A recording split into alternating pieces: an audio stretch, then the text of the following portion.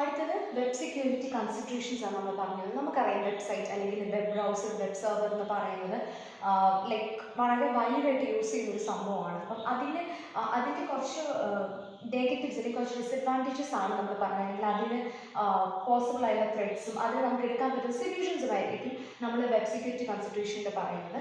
So internet എന്ന് പറഞ്ഞാൽ നമുക്കറിയാം ടൂ വേ ആണ്. സോ ഹെൻസ് അറ്റാക്സിനോട്ട് ഒരുപാട് വൾണറബിൾ ആണ് ഇൻ്റർനെറ്റ് എന്ന് പറയുന്നത്. It is very simple to create, പക്ഷേ ഇതിന് പുറകിൽ നടക്കുന്ന കാര്യങ്ങൾ അല്ലെങ്കിൽ ബാക്ക് എൻഡിൽ വരുന്ന കാര്യങ്ങൾ കുറച്ചുകൂടി കോംപ്ലിക്കേറ്റഡ് ആയിരിക്കും. അപ്പോൾ അതുകൊണ്ട് തന്നെ ഇപ്പോൾ ഒരു അറ്റാക്ക് വന്നു എന്നുണ്ടെങ്കിൽ അതിനെ റിസോൾവ് ചെയ്യാൻ അല്ലെങ്കിൽ ആ അറ്റാക്ക് വരുന്ന വഴിയെ ചിലപ്പോൾ ഒരാൾക്ക് കണ്ടുപിടിക്കാനായിട്ട് സാധിക്കണം എന്നില്ല.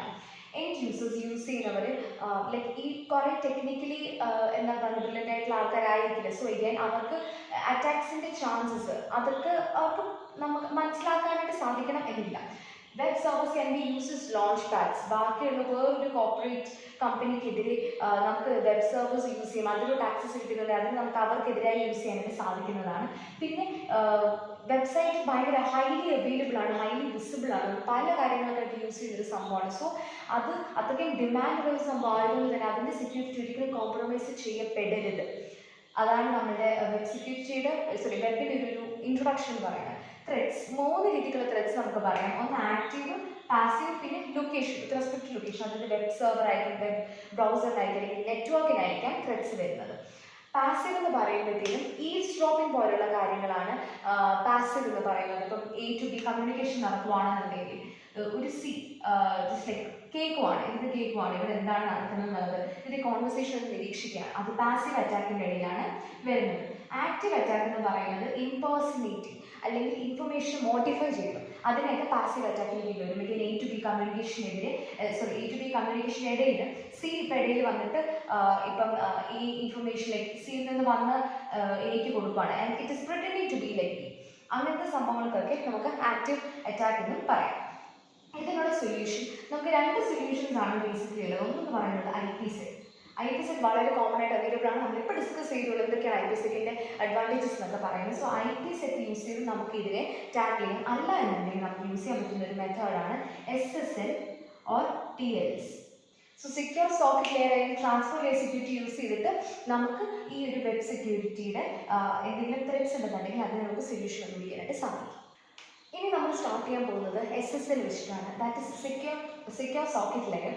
ഇനി നമ്മൾ TLS പഠിക്കും. TLSനകത്ത് SSL വെച്ചിട്ട് 2 ഡിഫറൻസസും കൂടിയുള്ളൂ. ഒരെണ്ണം എന്ന് പറയുന്നത് ഇവിടെ ഒരു അഡീഷണൽ പ്രോട്ടോകോൾ കൂടി വരും. പിന്നെ നമ്മൾ കൂടുതൽ പഠിക്കുമ്പോഴത്തേക്ക് SSL റെക്കോർഡ് പ്രോട്ടോകോളിൽ 2 എലമെൻറ്റ്സ് ഉണ്ട്, അവരിലുള്ള വാല്യൂ ചേഞ്ച്, അങ്ങനെ കുറച്ച് കാര്യങ്ങളാണുള്ളത്. സോ നമ്മൾ എഴുതുമ്പോഴത്തേക്കും ബേസിക്കലി SSLൻ്റെ ഓൾമോസ്റ്റ് സെയിം കണ്ടന്റ് തന്നെയാണ് TLSൽ വരുന്നത്. ഇനി SSL എന്ന് പറയുന്നത് ബേസിക്കലി എൻഡ് ടു എൻഡ് കമ്മ്യൂണിക്കേഷൻ്റെ അല്ലെങ്കിൽ end to end secure service provide ആയിട്ടാണ് SSL നമ്മൾ യൂസ് ചെയ്യുന്നത്. അത് നമ്മളിപ്പോൾ നോക്കുകയാണെന്നുണ്ടെങ്കിൽ ഈ ഒരു ഡയഗ്രം നോക്കുകയാണെന്നുണ്ടെങ്കിൽ 2 ലെയർ ഓഫ് പ്രോട്ടോകോൾസ് ആണുള്ളത്. ഇത് ലെയർ 1, ഇത് ലെയർ 2. ഇത് ബേസിക്കലി ഡിസ്കസ് ചെയ്യുന്നതെങ്കിൽ SSL ബേസിക്കലി യൂസ് ചെയ്യുന്ന 2 കൺസെപ്റ്റ്സ് ആണ്. ഒന്ന് കണക്ഷൻ, രണ്ടാമത്തേത് സെഷൻ. കണക്ഷൻ എന്ന് പറയുമ്പോഴത്തേക്കും അതൊരു പിയർ ടു പിയർ എന്താണ് പറയുന്നത് കമ്മ്യൂണിക്കേഷൻ ആണ് ബേസിക്കലി സൂചിപ്പിക്കുന്നത്. അത് ട്രാൻസ്ലേറ്റ് ആണ്. അത് ഓരോ കണക്ഷൻ എന്ന് പറയുന്നത് ഒരു സെഷൻ്റെ ആഫ്റ്റർ ഒരു സെഷനുമായിട്ട് റിലേറ്റഡ് ആയിരിക്കും ഒരു ഈച്ച് കണക്ഷൻ എന്ന് പറയുമ്പോൾ. സെഷൻ എന്ന് പറയുന്നത് മൾട്ടിപ്പിൾ കണക്ഷൻസിൻ്റെ ഒരു കോമ്പിനേഷനാണ് സെഷൻ എന്ന് പറയുന്നത്. It can take between client and server, it can take place between client and server. Session എന്ന് പറയുന്നത് നമ്മുടെ എന്താണ് പറയുന്നത് ഹാൻഡ് ഷേക്ക് പ്രോട്ടോകോൾ ഒരു റിസൾട്ടാണ് സെഷൻ എന്ന് പറയുന്നത്. അപ്പോൾ അതുമായിട്ട് അസോസിയേറ്റ് ചെയ്താണ് ഇരിക്കുന്നത്. ഇതാണ് ഈ 2 ബേസിക് കൺസെപ്റ്റ്സ് നമ്മൾ SSLൽ പഠിക്കുന്നത്. ഇനിയിപ്പോൾ നമ്മൾ ഇതിനകത്ത് പഠിക്കാൻ പോകുന്നത് SSL record protocol, hand shake protocol, chain cipher and alert protocol. ഈ 4 പ്രോട്ടോകോൾസ് ആയിരിക്കും നമ്മളിത് നോക്കുന്നത്. നമ്മൾ ഫസ്റ്റ് നോക്കാൻ പോകുന്നത് SSL റെക്കോർഡ് പ്രോട്ടോകോൾ ആണ്. റെക്കോർഡ് പ്രോട്ടോകോൾ പ്രോമിസ് ചെയ്യുന്ന 2 കാര്യങ്ങളുണ്ട്. ഒന്ന് മെസ്സേജ് കോൺഫിഡൻഷ്യാലിറ്റി, രണ്ടാമത്തെ ഇൻറ്റഗ്രിറ്റി.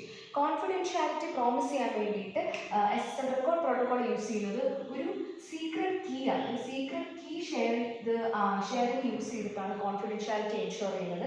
ഇൻറ്റഗ്രിറ്റി എൻഷുർ ചെയ്യാനായിട്ട് യൂസ് ചെയ്യുന്നതാണ് MAC, അതായത് മെസ്സേജ് ഓതൻറ്റിക്കേഷൻ കോഡ്. ഇതിൻ്റെ ഫസ്റ്റ് വർക്ക് എങ്ങനെയാണെന്ന് വെച്ച് കഴിഞ്ഞാൽ നമുക്ക് ഒരു ആപ്ലിക്കേഷൻ ഡേറ്റ കാണാം. നമുക്ക് ഒരു ആപ്ലിക്കേഷൻ ഡേറ്റയുണ്ട്. ഈ ആപ്ലിക്കേഷൻ ഡേറ്റയെ ഫസ്റ്റ് സ്റ്റെപ്പ് നമ്മൾ ഫ്രാഗ്മെന്റ്സ് ആയിട്ട് ഡിവൈഡ് ചെയ്യാണ് ചെയ്യുന്നത്. And each fragment of the length 2 raised to 14. Bytes ആണ്. അപ്പം ഇതിനെ ഞാൻ ഡിവൈഡ് ചെയ്തു, 3 ആയിട്ട് ഇങ്ങനെ ഡിവൈഡ് ചെയ്തു. ഇനി ഈ ഒരു സംഭവത്തിൽ ഫസ്റ്റ് ഫ്രാഗ്മെന്റേഷൻ ആണ് ഫസ്റ്റ്. രണ്ടാമത്തെ സ്റ്റെപ്പ് എന്ന് പറയുന്നത് ഈ ഒരു സംഭവത്തിൽ ഞാൻ കംപ്രസ് ചെയ്യും up to length of 1024 bytes. അപ്പം ഇതിനെ ഞാൻ കംപ്രസ് ചെയ്യുകയാണ്. ഈ ഒരു എൻറ്റയർ ലെങ്തിനെ ഞാൻ ഇത്രയായിട്ട് കംപ്രസ് ചെയ്തിരിക്കും. ഇനി കംപ്രസിങ് കഴിഞ്ഞിട്ട് ഞാൻ നേരത്തെ പറഞ്ഞ പോലെ തന്നെ ഇൻറ്റഗ്രിറ്റിയുടെ മെയിൻ സംഭവം എന്താണ്? മാക് ആണ്. സോ നമ്മൾ എന്താ ചെയ്യുന്നത്? ഈ ഒരു കംപ്രസ്ഡിലോട്ട് നമ്മൾ മാക്കിനെ അറ്റാച്ച് ചെയ്ത് കൊടുക്കുകയാണ്. മാക്കിനെ നമ്മളിവിടെ അറ്റാച്ച് ചെയ്ത് കൊടുത്തു. So this is the same thing. ഇതിനകത്ത് നമ്മൾ മാക്കിനെ അറ്റാച്ച് ചെയ്തു എന്നുള്ളതേ ഉള്ളൂ. So that is the third step.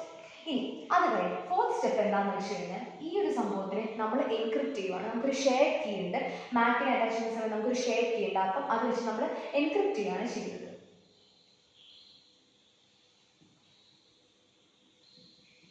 ഈ ഒരു എൻറ്റയർ പാക്കറ്റിനെ നമ്മൾ എൻക്രിപ്റ്റ് ചെയ്യും. ഇനി next step, the last and final step എന്ന് പറയുന്നത് അപ്പൻഡിങ് SSL ഹെഡർ. SSL ഹെഡറിനെ നമ്മൾ ഈ ഒരു എൻക്രിപ്റ്റഡ് ആയിട്ടുള്ള സംഭവത്തിനോട് നമ്മൾ അപ്പൻഡ് ചെയ്ത് കൊടുക്കുകയാണ് ചെയ്യുന്നത്.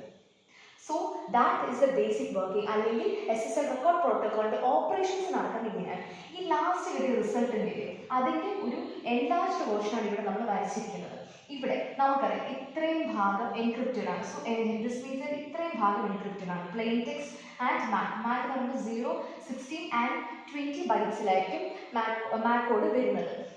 ഇനി മെയിൻത്ത് ഇതാണ് നമ്മുടെ SSL ഹെഡർ എന്ന് പറയുന്നത് നമ്മൾ അറ്റാച്ച് ചെയ്തിരിക്കുന്നത് ലാസ്റ്റ് സ്റ്റെപ്പിൽ. കണ്ടോ?